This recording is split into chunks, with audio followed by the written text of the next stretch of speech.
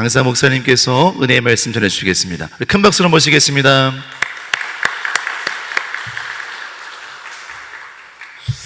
할렐루야. 봉헌하겠습니다. 우곤교회 김재균 감리사님, 김남덕 사모님, 할렐루야.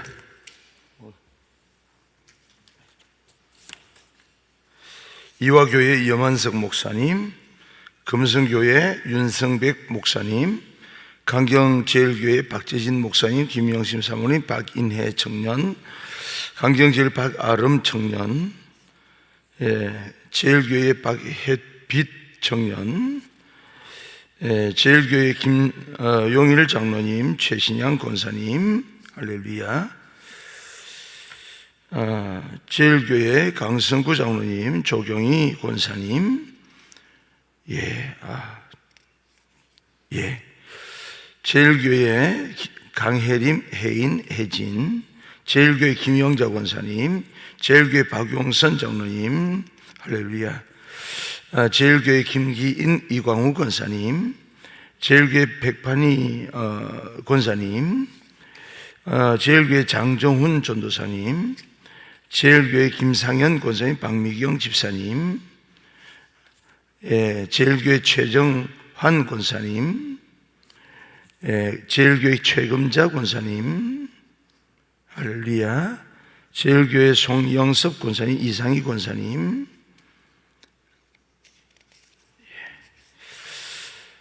제일교회 김용봉 권사님, 제일교회 김기환 권사님, 제일교회 강경중앙교회 박정희 성도님, 제일교회 조주현 현지의 청년, 대흥교회 이진희 목사님, 강수미 사모님, 귀한 예물 드렸습니다. 기도하겠습니다.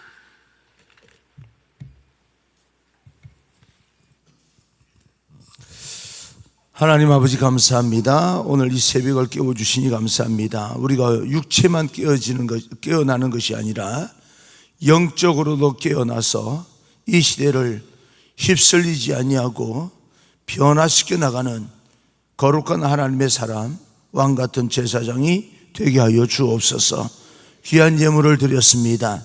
하나님의 이 예물이 쓰여지는 곳마다 하나님의 나라가 확장되어지고 하나님의 땅이 죽은 자를 내어놓는 놀라운 역사가 나타나게 하여 주시고, 우리 모든 믿음의 성도들 귀한 예물을 드리는 그 손길을 통하여서 저들의 가정을 통하여서 저들의 삶의 모든 삶의 자리를 통하여서 하나님의 영광이 드러나게 하여 주옵소서.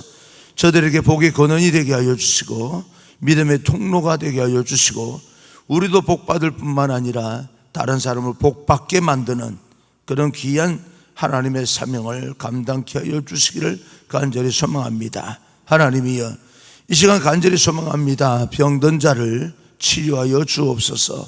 어떤 질병이든 하나님께서 함께 주심으로, 어루만져 주심으로 깨끗하게 치유되기를 원합니다. 그리고 또 다른 우리가 무거운 짐을 가지고 사는 사람들, 그 마음의 무거운 짐을 하나님께서 해결하여 주옵소서. 특히 빚진 자가 있습니까?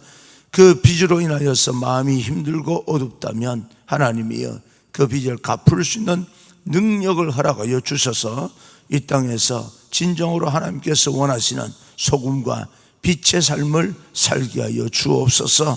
오늘도 말씀을 기대합니다. 성령께서 오셔서 내 안에서 마음껏 활동하시고 우리에게 지혜와 듣는 그런 하나님의 명철을 허락하여 주옵소서.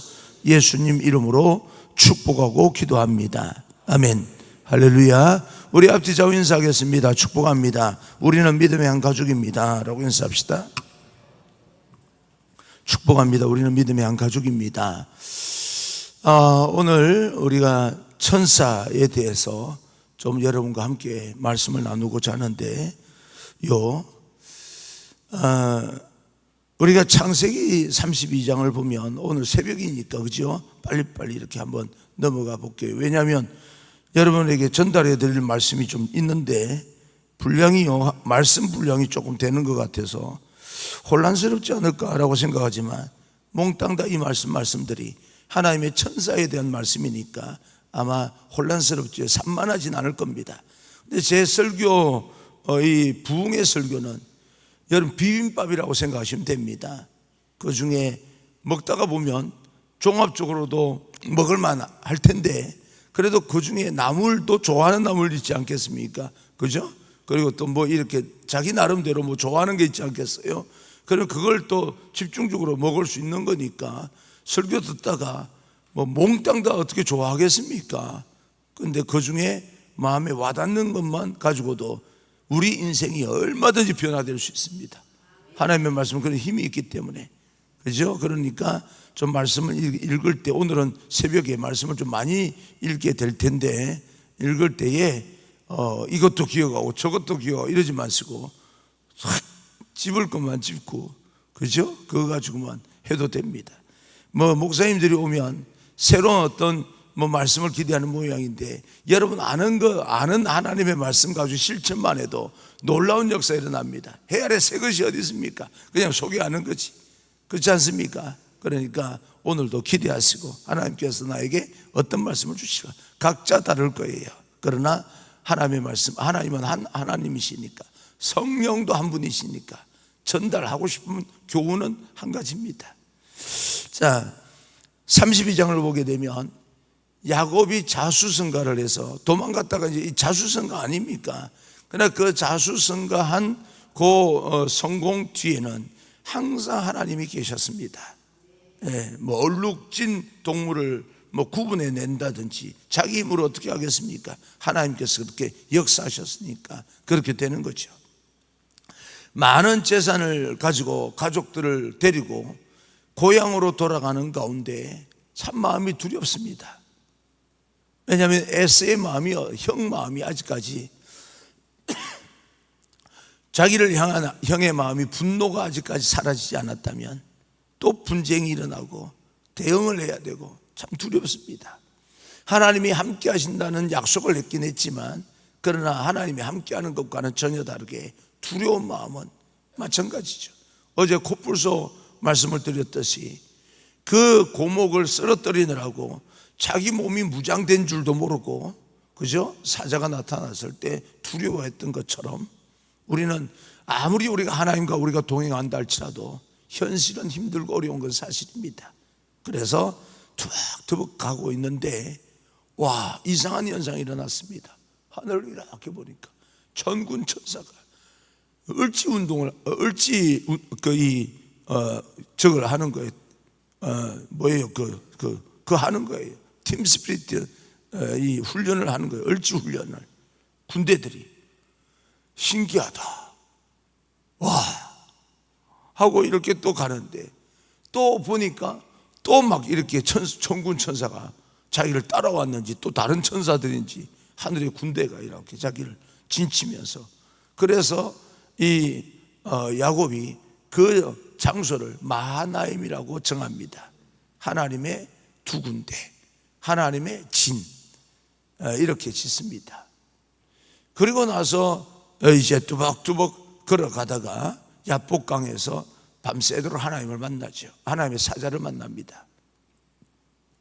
실험하다가 뭐 실험했다고 하는데 한 명이 잠을 자는데 하나님의 사자가 이렇게 오니까 야곱이 하나님의 사자라고 생각했겠습니까? 에스가 전령을 보내서 자기를 죽이려고 생각했겠죠. 지금은 마음에 두려움이 있으니까 그렇게 해석이 됩니다. 저는 왜냐하면 사람이 극하게 두려움이 있으면 판단력이 어려지거든요. 그랬을 거예요. 그러니까 실험했다는데 이거는 실험이 아니라 다투던 걸, 다투면 곱상하게 나 뺨 한 대 때려, 그러면 나도 너 때릴게 이렇게 합니까? 이런 거 할 거 아닙니까? 이렇게 장로님 죄송해요 욕해서. 근데 하여튼 간에 싸울 때는 뭐 사람이 보입니까? 그냥 욕만 나오는 거지. 그리고 나서 한참 싸우다 보니까 날이 밝아서 이렇게 보니까 와, 하나님의 사자네. 이제 큰일 나는 거 아닙니까? 제가 부목사 할 때 서울에서 신방을 갔는데요, 배를 눌렀어요. 전화를 하고 계획된 신방이 아니고 이 신방을 하다가 전사님 그 집사님 댁에 한번 갑시다 해서 간 거예요. 뭐 이제 연락도 안 드리고 갔어요. 아파트니까 초인종 눌렀는데요. 와, 안에서 이 새끼가 뭐 초인종을 눌리냐고 뭐 어쩌고 저쩌고 욕을 하고 나오는 거예요, 집사님이. 그래서 나는 전사님이 당황스러워가지고 도망가려고 그러다가 이 도망갈 틈이 없었어요. 그래서 그 집사님이 문을 열면 어느 새끼야 하고 딱 했는데 내가 서 있었거든. 얼마나 미안했겠어요. 예? 연락 안 하고 간 나도 잘못이지만 어쨌거나 지금 상대가 지금 목사예요. 얼마나 미안했겠어요. 그러고 나니까 아마 예우가 달라지는 거예요. 아이고 목사님이 아이고 이렇게 어쩐 일로 들어오라 그러고 막 방석도 제일 좋은 거 깔아주고 이 난리가 났어, 난리가. 그래서 왜 그렇게 화가 났냐고 그랬더니요, 오늘 하루 종일 배를 어떤 장난한다고 그랬는지 배를 누르고 열이 받아 있는 거예요. 열이 받아 있는 상태에서 배를 또 눌렀으니 말이에요. 그러니까 이게 지금 하루 종일 한 번 정도로 이렇게 그날 띵동하고 들어왔으면 상관없었는데 앞에 계속해서 누르고 나가면 도망가고 나만. 옛날에는 그런 장난하는 놈들만 아닐 거예요, 그렇죠? 어쨌든 있었을 거 아니에요. 야, 그러고 나니까 그 다음부터 이 집사님이 나만 보면 기도하는 척하고 얼마나 신앙이 좋아졌나 몰라요. 욕 한번 하고 나서. 그래서 내가 그때 깨달았어요. 목사도 욕 들어 먹을 만하다. 근데 지금 이 야곱이 그런 겁니다. 욕을 하고 싸웠는데 알고 보니까 하나님의 천사예요. 못 간다. 나를 축복하기 전에는 보냈다가는 큰일 나거든요. 그래서 야곱이라고 하지 말고 이스라엘이라 하라. 하나님과 싸워서 너는 이겼다. 자, 이 마하나임이라고 하는 장소를 한번 제가 여러분에 소개하고 싶은데요, 사무엘하 17장을 보게 되면 다윗의 아들 압살롬이 반역을 합니다. 내가 이제 왕이다. 그러니까 급하게 옛날 나이 든 장수, 옛날에 용사였지만 나이가 들었어요. 그래서 용사들이 이 압살롬의 반역을 이기지 못하고 다윗이 신발도 제대로 신지 못하고 도망갑니다. 시므이가 그때 막 저주를 퍼붓고 온갖 이 수치를 다 당하면서 도망가는데 다윗이 어디로 도망가냐면 자기 따르는 사람들하고 마하나임으로 도망갑니다. 사무엘하 17장을 보게 되면 하나님의 진으로 도망가는 거지요. 그런데 여러분 보세요. 다윗은 하나님의 진으로 도망갔는데 이빨 빠진 호랑이입니다. 과거에는 이 대단한 용사였는지 모르겠지만 지금은 전부 다 나이가 들어서, 그러니까 말하자면 오늘날로 말하면 아날로그 세대입니다. 장로님도 어쩔 수 없이 아날로그 세대입니다. 디지털을 문화를 맛보고는 있지만 아날로그 세대입니다. 저도 나름대로 아날로그 세대예요. 근데 여러분들은 여기에서 그래도 디지털 문화를 느끼고 있는 거예요. 왜냐하면 시계가 5시 47분, 아날로그는요 보면 이게 몇 분이야? 이 47분이야, 이게 48분이야 이러는데 디지털은 47분 끝나버립니다. 그러니까 디지털은 1과 0이고 아날로그는 뭐지? 이거 그런 거예요. 그 차이입니다. 그래서 이 디지털은 선명하죠. 0, 1로 구성되어 있으니까 흑백 논리입니다. 디지털은 흑백 논리예요. 아날로그는요 흑백이 아닙니다. 중간도 있습니다. 걸쳐져 있어요. 그런 어떤 차원에서 압살롬 군대는 디지털 군대고 다윗 군대는 아날로그 군대입니다. 전쟁을 하면요 요즘 몸만 가지고 나가서 막 칼 가지고 싸워서 이길지 못합니다. 그러니까 지금 전쟁을 하면 아무리 봐도 이게 다윗과 골리앗 싸움이지 압살롬과 군대와, 아들이긴 하지만 군대와 다윗 군대는 싸우면 다윗 군대가 이길 수가 없습니다. 모양상으로는. 그런데 전쟁을 직접 해보니까 다윗이 이겼습니다. 왜요? 하나님의 진에서 시작하는 실력 없어 보이는 사람이 하나님 없이 탁월한 그런 진영에서 싸우는 사람 질 것처럼 보이지만 천만에 절대 그렇지 않습니다. 아무리 내가 능력이 없다 할지라도 하나님의 진에서 시작하는 사람은 실패할 수가 없습니다. 실패하는 것처럼 보일 뿐이죠. 그런데 압살롬이 죽습니다. 전쟁을 하다가. 뭐 때문에 죽는지 아십니까? 이 이스라엘 사람들은요, 압살롬을 보면 정말 부러운 게 있었어요. 우와, 멋있다. 뭐예요? 머리카락이었습니다. 머리카락만 보면 얼마나 부러운지. 예? 머리카락을 보면 부러울 정도. 저는 제 친구가 머리카락이, 제 친구 머리카락 보면 정말 부러웠어요. 뻣뻣해가지고 하루 종일 변화가 없어요. 나는요, 너무 가늘어가지고 스프레이 뿌리지 않으면 안 되고, 새벽에 일어나면 항상 머리 물 안 묻히면 폼이 안 나옵니다. 머리카락이 약해서. 빠져서 약한 게 아니고요, 어릴 때부터 약했어요. 이게 그러니까 뻣뻣한 돼지털 같은 그 머리카락이 얼마나 부러웠는지 몰라요. 요새는 안 부럽습니다. 왜냐하면 머리가 빠져가지고 여기가 회해서. 그 사람은요, 나름대로, 그 친구는요, 이게 뻣뻣하니까 내 머리카락이 그렇게 부럽대요. 서로 부러워하며 사는 거예요. 예? 여러분이 보잘것없어 보여도요, 다른 사람이 여러분 얼마나 부러워하는지 아십니까? 그렇게 사는 거예요. 그런데 이렇게 다른 사람들이 그 머리카락을 보면서 그렇게 부러워하고 멋있어 보였던 그 머리카락이 나뭇가지에 걸려서 죽습니다. 네? 뭔 말인지. 이게요, 사람이요, 자기가 가지고 있는 가장 탁월한 그 재주 있지 않습니까? 조심하셔야 됩니다. 그거 기도해야 됩니다. 그거 가지고 망할 수 있습니다. 내가 잘한다고 교만할 게 없어요. 못한다고 기죽을 거 없습니다.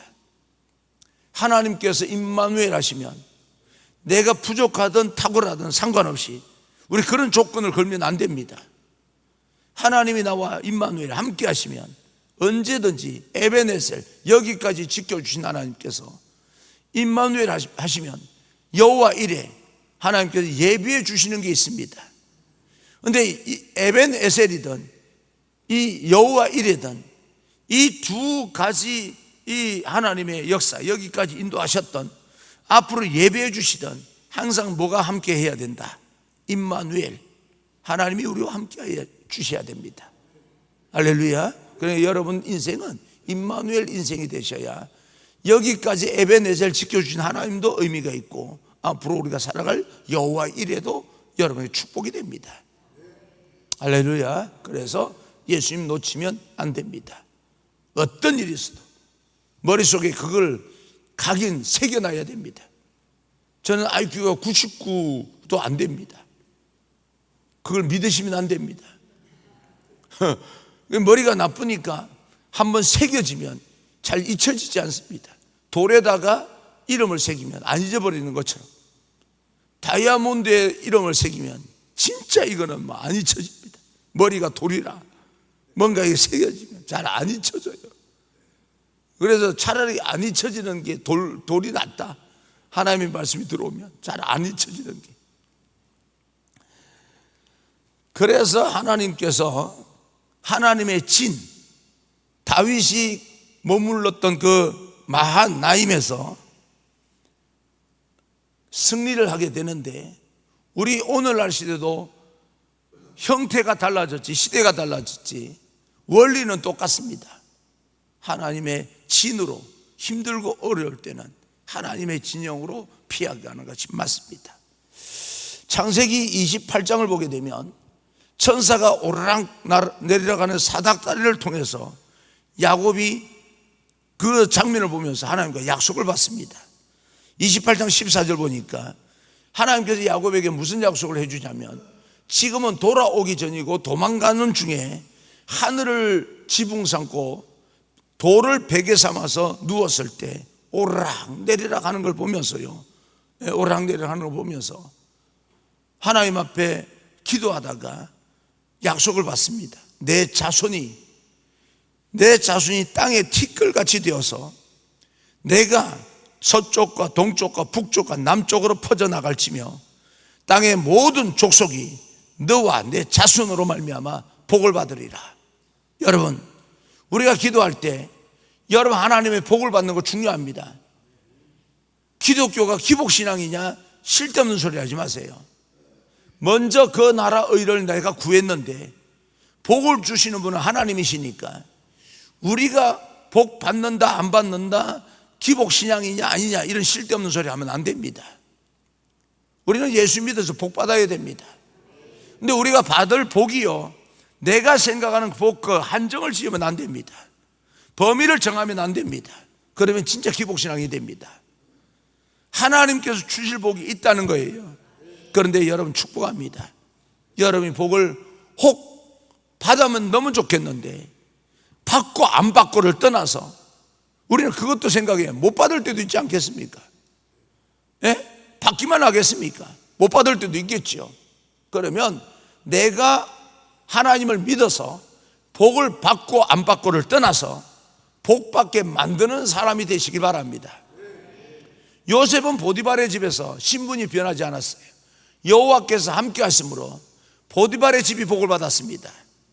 그러다가 억울한 일을 당해서 감옥에 들어갔습니다. 신분이 변하지는 않았지만 여호와께서 함께 하심으로 감옥이 복을 받습니다.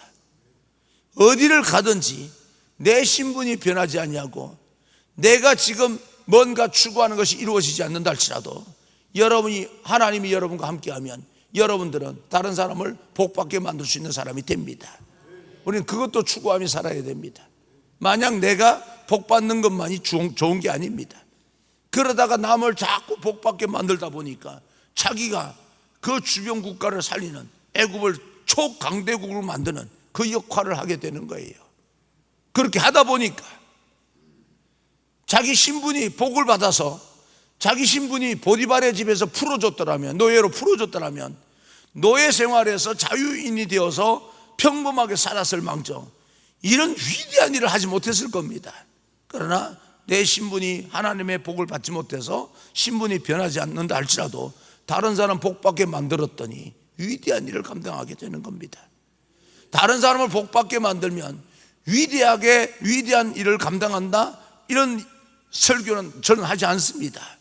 그러나 내가 설교를 하고 안 하고를 떠나서 나는 위대한 일에 쓰임받기 위해서 다른 사람 복받게 만드는 건 아닌데, 그게 목적 삼아서 한 건 아닌데, 그러나 그렇게 하나님께서 쓰십니다. 예? 바로왕 앞에서 꿈 해석을 해주는데 이렇게 하면 됩니다, 저렇게 하면 됩니다, 7년 풍년에다가 7년 흉년에다가 그걸 맞이하면 7년 동안 거둬들인 곡식 중에 20%를 모아놓고 80%를 서대로 만들고 어쩌고 저쩌고 해서 정책을 이야기하는데, 이렇게 한 사람을 관리자를 세워서 그 일을 자기가 선정되리라고는 꿈에도 생각 못하고 할 일만 말합니다. 그러니까 바로왕이 그거 감당할 사람이 너밖에 없다, 그렇게 되는 거예요. 예? 너밖에 없다. 요즘 사람이 안 보인다고 말합니다. 직장에서나 어디에서나 안 보이는 게 아니라 지 눈에 안 보이는 겁니다. 그러면 누가 보여주는 거예요? 결국은 하나님께서 보여주실 거예요. 예? 하나님의 눈에 띄는 사람은 있으니까. 할렐루야. 그런 사람이, 이게 여러분 정말 얼마나 멋있어요. 그렇게 산다는 게. 내가 이기적으로 사는 게 아니라 다른 사람을 돕고 다른 사람 복받게 만든다는 게 얼마나 이게 위대한 인생입니까? 돈이 없다고 대접을 못하는 게 아니에요. 마음이 없어서 그래요. 아까로 조금 돌아가면 디지털 문화와 아날로그라고 했는데, 제가 이렇게 부흥회를 가면요 아침 식사를 안 합니다. 왜냐하면 그래도 나름대로 앞에 서서 여러분은 앉아서 이렇게 들어서 모르시겠지만 다 끝나고 나면 속옷이요 흥건하게 땀이 흘러내려서 새벽기도 끝나고 나서 그만큼은 쉬어야지. 하루 종일 세 끼를 먹고 어떻게 이게 메시지를 전합니까? 몸이 무거워가지고. 그래서 안 합니다. 여기서도 안 한다고 그랬습니다. 근데 오늘은 디지털 문화와 아날로그 문화가 목사님들이 합쳐지는 아침이기 때문에 한다고 했습니다. 맥모닝이라고 아세요? 맥모닝이라고. 젊은 세대가 좋아하는, 혹시라도 연세 드신 분들은 맥모닝이 뭐야? 이런 문화가 합쳐지는 그런 지금 새벽기도 끝나고 합쳐지는 순간이기 때문에 아날로그와 디지털이 하나가 되어서 대화하는 날이기 때문에 제가 오늘 아침에 한다고 그랬습니다. 그냥 내가 일을 저지른 것 같아요. 내가 맥모닝 좋아한다고 그랬거든요. 그래 내가 일을 저지른 사람이 맥모닝을 사야 되지 않습니까? 근데 강사가 산다는 건 좀 그렇잖아요. 그러니까 목사님들이 감리사님도 못 받아들일 거 아닙니까? 그래서 이 강단에서 선포하는 거예요. 내가 사겠습니다. 그러면 이런 이야기를 하면요, 절대 손살을 치더라도 사게 만들어야 됩니다. 말을 했으니까. 그게 참 부담스러우면 장로님 중에 한 분이 사시든지 사라고 한 거 아니에요? 내가 산다고 그랬어요, 장로님? 근데 그게 또 부담스러우면 산다는데 또 내가 또 그걸 못 받아들일 이유는 없다. 귀 있는 자는 들을지어다. 할렐루야.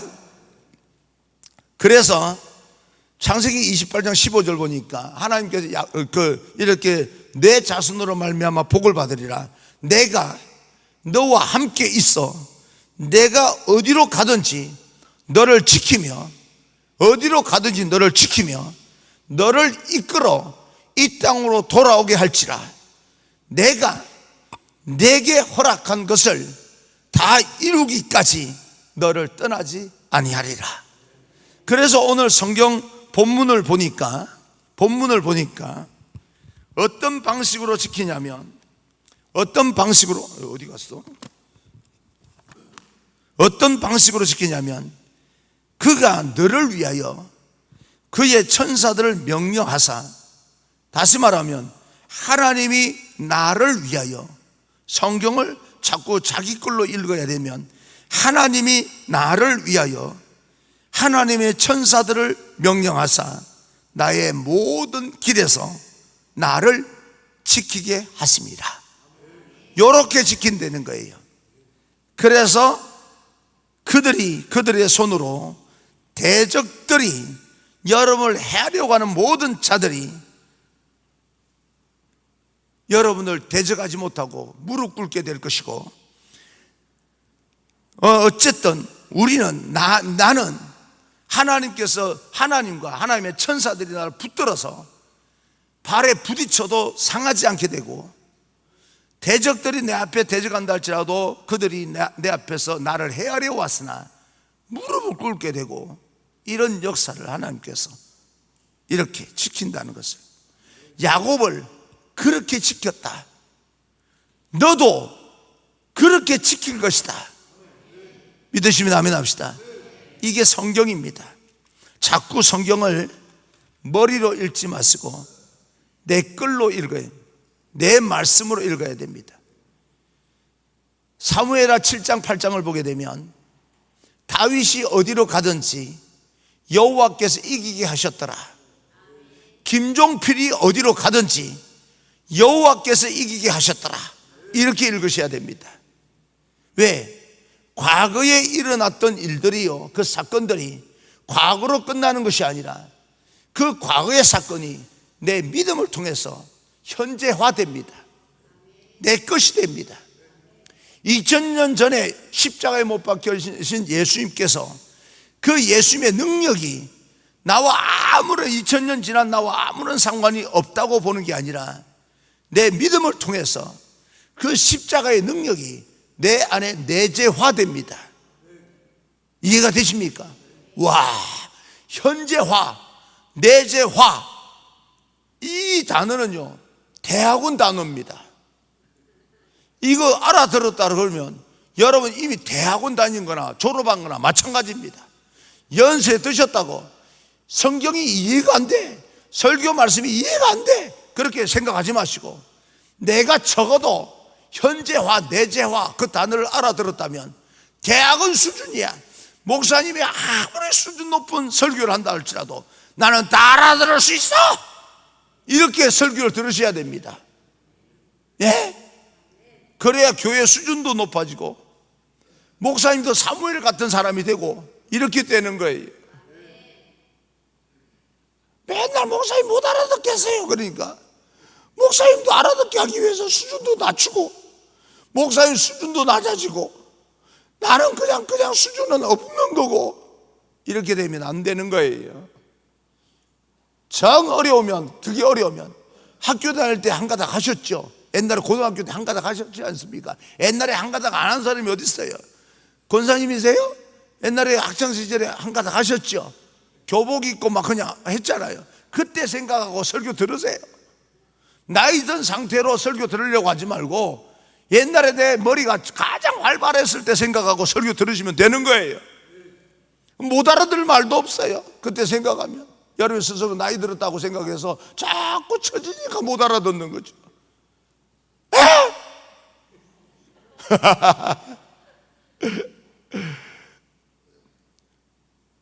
새벽이라도요 설교하는 게 힘들어요. 지금도 좀 갑자기 열이 나는데, 근데요 내가 그런 생각했어요. 제가 복싱을 했거든요. 키가 작아서 배구를 그만두고 복싱을 전향했어요. 그래서 복싱은 아마추어, 중학교 때인데 3학년 때 복싱은 아마추어, 그 당시에 3분의 3회전이었어요. 그래서 링 위에 시합으로 올라갔는데 와, 상대방이 얼마나 빠른지 한 대도 못 때리겠더라고요. 얻어 터지기만 했어요. 그러다가 딱 이렇게 누웠는데요, 한 대 맞고 누웠는데 얼마나 편한지, 이걸 뭐하려고 일어서서 저거 싸우나 얼마나 편한지 그때 느꼈어요. 그때 뭐를 느끼고 내가 성도님들을 존중하기 시작했어요. 그 마음이 있어서 항상 그 생각. 자, 장로님, 여기 장로님께 여쭤보셔야 돼요. 복싱하는 사람들 복싱 시합 몇 분 보셨죠? 때리는 사람이 힘들까요? 맞는 사람이 힘들까요? 때리는 사람이 많이 움직이니까 힘들잖아요, 그렇죠? 때려보세요. 신나서 때립니다. 힘든 것도 없어요. 맞는 놈은요 아무것도 안 하고 맞기만 하지 않습니까? 근데도요 맞아 지쳐요. 진짜 맞다 보면 설교하는 사람보다 설교 듣는 사람이 더 힘들 수 있겠구나. 그래서 저는 앉아서 제 설교 들어주는 분이 얼마나 고마운지 몰라요. 얼마나 힘든데 화면도 바뀌지도 않고, 그렇죠? 요새 같은 시대에 화면도 안 바뀌고 들어야 되니 얼마나 힘들어요. 목사님들 죄송한데요, 정말 교인들 고마운 줄 아셔야 됩니다. 화면도 안 바뀌잖아요. 요새 뭐예요, 선전 20분만 넘어가면요 다른 데 채널 돌려버립니다. 드라마라는데 이 선전이 수많으면 다른 채널 돌리다가 다시 돌아옵니다. 그런데도 전혀 변하지 않는데도 졸지도 아니하시고, 예? 진짜 고마운 분들. 그래서 여러분들도 열심히 하셔야 됩니다. 고맙게 생각하니까 또 여러분 열심히 들어주셔야 되지 않겠습니까? 그래서 그 장소를 하나님께서 야곱과 약속하신 그 장소를 하나님의 집이라고 불렀습니다. 베델이라고 불렀죠. 야곱은 자기가 도망가는 중에 하나님의 약속을 잊었는지는 모르겠지만 그 가서 외삼촌 집에서 그렇게 힘들게 어렵게 살았는지 모르겠지만 하나님은 약속을 잊지 않습니다. 하나님께서는 반드시 약속한 것을 그대로 이루어 주심으로 인하여서 야곱이 돌아오는데 나는 너 약속 잊지 않았다. 하나님의 천군 천사를 이렇게 보내서 지키고 있는 거죠. 열왕기하 6장을 보게 되면 아람 군대가 도단성을 에워쌌을 때 엘리사가 두려워하는 자기 종에게 이렇게 말합니다. 열왕기하 6장 17절 기도하여 이르되 여호와여 원하건대 그의 눈을 열어서 보게 하옵소서. 영적인 눈이겠죠. 육적인 눈으로는 아무것도 보이지 않는데 영적으로 예민하게 만들어 주셔서 지금 이 상황이 어떤 상황인지 보게 하옵소서. 여호와께서 그 청년의 눈을 여심해 그가 보니 불말과 불병거가 산에 가득하여 엘리사를 둘렀더라. 여러분, 우리가 영적으로 예민해지면 지금도 하나님께서 천군 천사를 보내서 나를 지킨다는 사실이 믿어지게 됩니다. 그러면 천사는 어떤 존재인가? 천사는 하나님의 말씀의 전달자입니다. 다니엘서 9장 19절 보게 되면 주여 들으소서, 주여 용서하소서, 주여 귀를 기울이시고 행하소서, 지체하지 마시고 나를 위해서가 아니라 하나님을 위하여 하시옵소서. 그럴 때 다니엘서 9장 21절을 보면 곧 내가 기도할 때에 이전에 환상 중에 본 그 사람 가브리엘 천사입니다. 빨리 날아서 저녁 제사를 드릴 즈음에 내게 이르렀더니, 여러분, 저녁 제사 드릴 즈음이라고 하는 것은 구약의 제사는 신약의 예배입니다. 여러분, 하나님은 무소부재하셔서 어느 곳에서나 계시는 분이긴 하지만 그러나 예배 때에 집중적으로 역사합니다. 그러면 예배가 뭡니까? 구약에는 이렇게 저녁 때도 있었고 시간별로 제사가 있었다 하더라도 신약 시대에 제사는 예배라고 치면 예배가 뭘까요? 다윗은 예배자라고 했습니다. 그러면 예배가 뭘까요? 간단하게 말하자면, 아주 간단하게 여러분에게 예배를 말씀드리자면, 예배는요, 하나님, 나 하나님 만나고 싶습니다. 그러냐? 나 여기 있다. 이게 예배입니다. 나는 하나님을 만나고 싶어하고 하나님은 나를 만나 주시는 게 예배입니다. 그러니까 이렇게 주일날이든 이렇게 정해진 시간에는 성전에 모여서 하나님 앞에 예배드리는 건 대단히 중요한 모임이고 예배고, 여러분 한 사람 한 사람이 어느 장소에 있든 간에 힘들고 어려울 때 나는 하나님 만나고 싶습니다. 어떻게 하면 좋겠습니까? 나 여기 있으니 염려하고 도전해. 이게 예배입니다. 다윗은 수시로 자기가 어떤 일을 해야 될지 모를 때 하나님 앞에 기도하고 나갑니다. 하나님의 개입을 요청하죠. 이게 예배자입니다.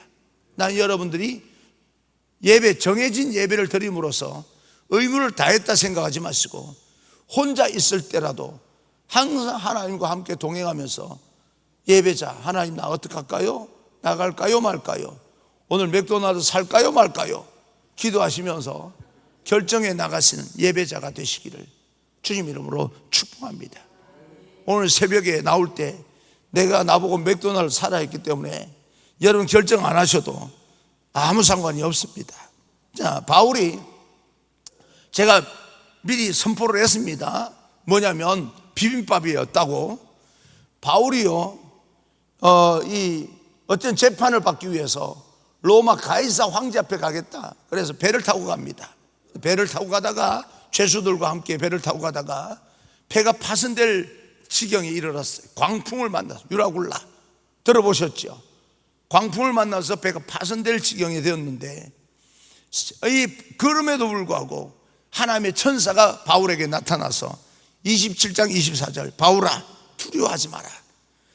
내가 가이사 앞에 서야 하겠고 또 하나님께서 너와 함께 항해하는 자를 다 내게 주셨다 하였으니 하나님께서 너와 항해하는 모든 사람을 너에게 맡겼다. 그 말은 너 때문에 단 한 사람도 내가 죽이지 않겠다. 환경만 무서울 뿐이지, 이것은 이 모든 태풍이라고 하는, 이 광풍이라고 하는 것은, 배가 파손되는 것, 내가 망하고 부도나는 것은 내가 감당해야 될 어려움이고 장애물이긴 하지만 이건 극복해야 될 문제지 거기서 포기할 문제가 아닙니다. 왜? 하나님께서 걱정하지 말라고, 너는 반드시 가이사 앞에 간다. 이스라엘 백성들에게 약속한 것은 내가 너희 조상들에게 약속한 것처럼 젖과 꿀이 흐르는 땅으로 가게 하리라. 그러면요, 홍해 바다를 만났든지 아말렉 군대를 만났든지 절대 망하지 않습니다. 하나님은 망하려고 인도한 게 아니고 가나안 땅, 젖과 꿀이 흐르는 땅, 가나안 땅을 주시려고 인도한 거니까 중간에 일어나는 모든 사건들은 우리가 믿음으로 극복해야 될 일입니다. 예, 절대 망하지 않습니다. 그래서 우리는 그 순간순간 어려움을 당할 때마다 망한다고 생각합니다. 약속은 잊어버리고. 우리는 약속을 잊을지 모르겠지만 하나님은 우리를 향한 약속을 절대 잊지 않습니다. 하나님께서 우리 인생을 통해서 약속하신 그 목적지까지 우리는 분명히 가게 될 것입니다. 그러나 가는 동안에 힘들고 어려운 문제가 있을 것인데 그것은 믿음으로 극복해야 될 문제입니다. 그래서 우리는 예수님이 필요한 존재고, 그래서 우리는 하나님이 필요한 존재입니다. 교회가 분란이 일어날 수 있습니다. 갈등이 일어날 수 있습니다. 그러나 그것은 믿음으로 극복하면 부흥되는 하나님의 선물입니다.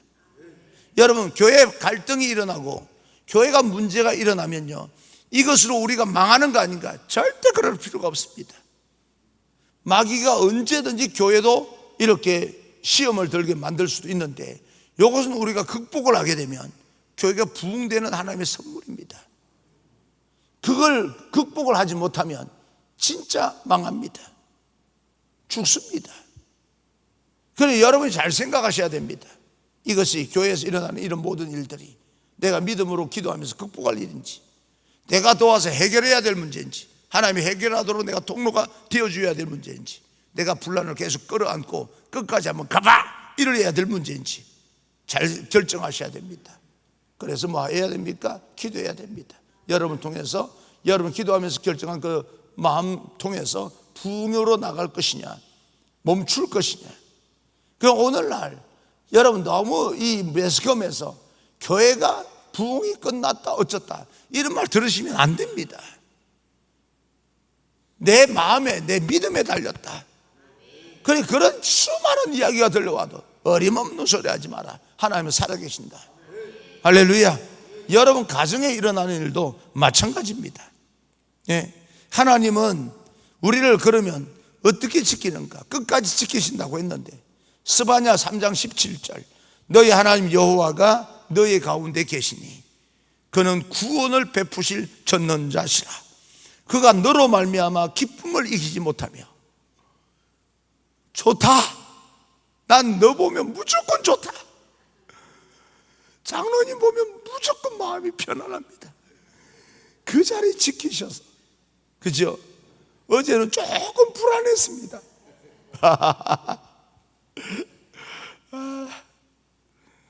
예.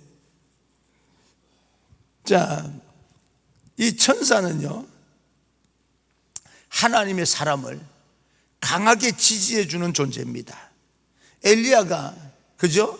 이 기도 역사를 일으키고 나서, 불을 내리고 나서 뭔가 탈진이 왔는지 로뎀 나무 아래에서, 하나님 나 죽고 싶습니다. 왜요? 이세벨이 자기를 죽이려고 하니까 마음에 탈진이 와버린 거예요. 어떻게 이렇게 하나님의 기도하면서 불까지 내리면서 이 젖은 장작을 다 태워버리고 도랑을 다 태워버렸는데, 아니 이세벨 하나를 못 이겨가지고요, 로뎀 나무 아래 내려가서 죽고 싶다는 거예요. 자살하고 싶은 거예요.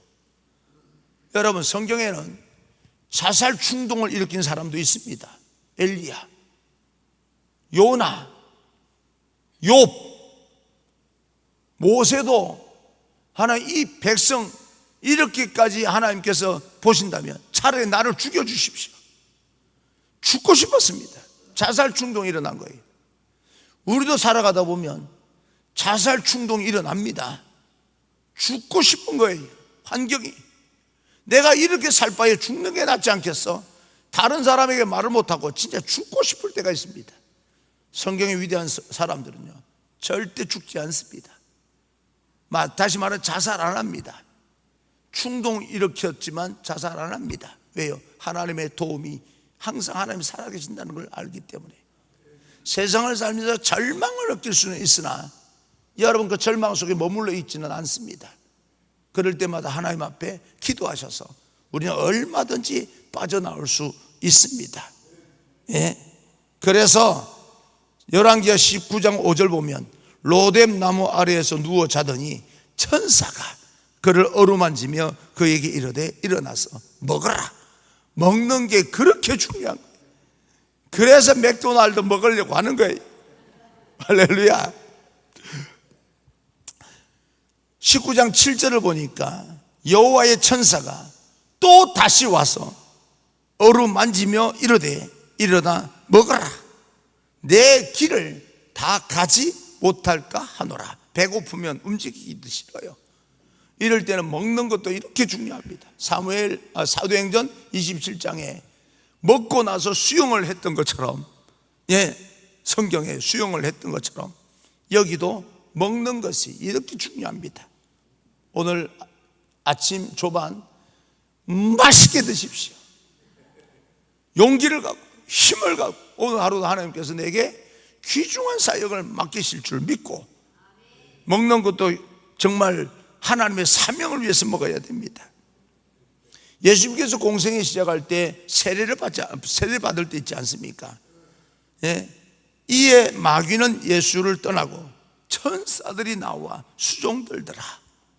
천사 세례를 받을 때 우리는 예배 드릴 때마다 세례를 받습니다. 예배 드릴 때마다 영적인 세례의 의미가 뭐냐면, 장로님, 신앙 고백입니다. 신앙 고백 가운데 영적인 세례의 의미가 있기 때문에 그렇게 안 하셔도 되지만 제 생각에는 신앙 고백은 하는 게 좋습니다. 내가 죽고 예수 그리스도가 나를 위해서 장사 지내고 내가 다시 살아났습니다. 이게 세례입니다. 나는 예수님과 함께 죽고 내가 죽었지만 내 안에 예수 그리스도께서 다시 사신 것이라. 이게 세례입니다. 그래서 예배 가운데 날마다 세례 예식을 생각하며 하고, 목사님들 중에 그러지 않은 분들도 계시겠지만 우리가 가끔 가다가 군목들 보게 되면 군복을 입고 이 스토리를 하지 않습니까? 가운보다 더 중요한 게 스토리다. 왜 스토리 그렇게 중요하냐면, 이 스토리는 멋을 부리기 위해서 하는 게 아니고 내가 뭐예요? 하나님의 목맨 종입니다. 그런 뜻입니다. 스토리. 이게 스토리를, 그래서 저는 어떤 생각까지 하냐면, 부흥회를 이렇게 초청받아서 인도하면 스토리를 하고 말씀 전하고 싶은 사람입니다. 나는 말씀 전하는 만큼이나 요 순간만큼은 하나님 앞에 목매고 있는 종으로서 설교하는 사람입니다. 그런 생각이 드는 거죠. 우리가 그래서 하나님께서 우리를 어루만져 주시고 내가 하나님 앞에 목매고 있기 때문에 하나님 우리를 지킬 수밖에 없습니다. 그런데 그러면 나는 죄도 안 범하고 완전한 삶을 사는가? 절대 그렇지 않습니다. 나는 이렇게 하나님 앞에 신실하게 살려고 노력하는데도 불구하고 나가면 엉뚱한 생각하고, 나가면 죄를 짓고, 나가면 또 말을 하다가 괜히 과장하고 거짓말도 하고, 거짓말 잘하게 생기지 않습니까? 그래서 나는 절망을 느낍니다. 말씀드렸죠. 절망을 느끼기 때문에 나는 목사할 자격이 없어, 이런 마음을 가지고 있기 때문에. 그렇다고 목사 안 하면 어떡하겠습니까? 할 일도 없는데. 하나님, 그래서 나는 하나님이 필요하고 예수님이 필요하고 하나님의 도움이 필요합니다. 그럼 하나님께서 우리를 돕지 뭐 안 돕겠습니까? 여러분, 정말 여러분이 교회 안에서 기도하는 사람을 무서워할 줄 알아야 됩니다. 자, 봅시다. 요것만 하고, 요것만 하면 될 것 같습니다. 열왕기하 19장을 보게 되면요, 히스기야 왕 때 아수르 군대가 침략을 해옵니다. 사네립이라고 하는 왕이 있었는데 랍사게 장군을 통하여 편지를 보냅니다. 야, 항복해라. 이스라엘 백성들아, 히스기야 믿지 마라. 하나님이 지킨다고 천만에. 우리가 믿는 신이 훨씬 강하다. 그러니 하나님 믿어봐야 소용이 없다. 히스기야가 여호와께서 우리를 지킨다 그렇게 떠들어대는데 그거 믿고 안심하는 모양인데 너희들 가만두지 않겠다. 너희들 다 죽여버릴 테니까 미리 항복을 해라. 편지를 보냅니다. 이 랍사게가 사네립이라고는 왕이 랍사게를 통해서, 군대장관 랍사게를 통해서 보낸 편지를 히스기야가 딱 받아들고 참 가슴 아픈 거예요. 그래서 자기는 힘이 없고 침략을 해오면 망하게 생겼으니까 그냥 망할 수는 없는 거 아니겠습니까? 네? 뭐라도 해봐야죠. 그래서 그 협박 편지를 들고요, 성전에 나가서 펼쳐놓고 철야 기도를 합니다. 하나님 보시옵소서. 저것들이 우리를 모욕하는 것이 아니라 하나님을 모욕합니다. 하나님 내버려 두시겠습니까? 밤새도록 방법이 없습니다. 하나님 제발요 도와주세요. 제발 도와주세요. 밤새도록 철회하니까 하나님께서, 이 히스기야는 하나님 앞에 기도하고 하나님께서 그 기도를 들으시고 천사를 보내서 그 아수르 진영에 들어가서 18만 5천 명을 송장으로 만들어버립니다. 사업이 부도나게 생겼는데 교회 와서 기도하면 무슨 소용이 있냐? 돈 있는 사람을 찾아다니면서 그 사람들을 좀 도움을 청해야지. 이게 사람의 방법이지만 히스기야는 그 방법을 선택하지 않냐고. 에라 모르겠다. 하나님밖에 없다. 내가 사람을 찾아가 본들 무슨 방법이 있겠냐? 하나님 제발요 도와주세요. 철야기도 하니까 하나님께서 천사를 보내서, 여러분 성경에는요 천사를 보내서 집단 사살하는 경우가 두 번 나옵니다. 언제입니까? 애굽에서 탈출할 때, 그죠?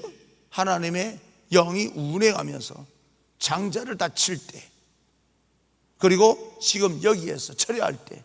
여러분 매번 우리가 기도할 때 이런 역사가 일어난다고 나는 말하고 싶은 마음은 없는데 이건 정말 기이한 현상입니다. 근데 오늘날 하나님 앞에 기도하게 될 때 이렇게 반복해서 역사가 일어나지 않을지라도 여러분 기도를 통해서 여러분 삶 가운데 기이한 현상이 일어날 수 있다는 겁니다.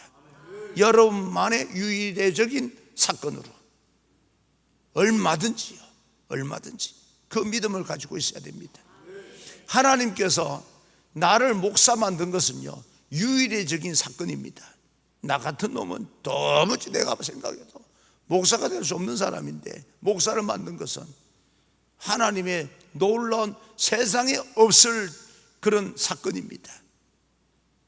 여러분이 예수 믿는 거, 여러분 뭐 믿을만 해서 믿었다 천만에, 여러분 예수 믿는 것도 기적입니다.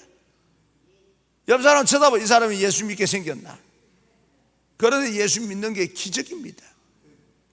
여러분 우리는 항상 그런 기적 가운데 산다고 생각을 하시고 하나님의 도움을 요청해서 여러분 가운데 이렇게 물밀듯이 오는 대적들을 하나님께서 물리쳐 주시는 이 하나님의 놀라운 경험을 해야 되는데, 한 가지 더 마지막으로, 예수님께서 겟세마네 동산에서 기도하실 때, 감람산에서 기도하실 때 천사가 내려와 그 기도를 돕더라, 힘을 더하더라. 여러분이 기도할 때 절대 혼자 내버려 두지 않습니다. 그래서 기도가 힘들다고 생각하실 때마다 하나님 내가 정말 기도도 힘듭니다.